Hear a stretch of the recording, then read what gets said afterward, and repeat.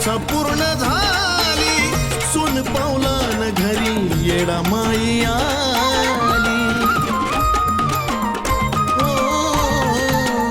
किती दिवसाची माझी इच्छा पूर्ण झाली, सून पावलान घरी येडा माई आली. सेवेचं फळ खऱ्या भक्ताला मिळ, अहो सेवेचं फळ खऱ्या भक्ताला मिळ.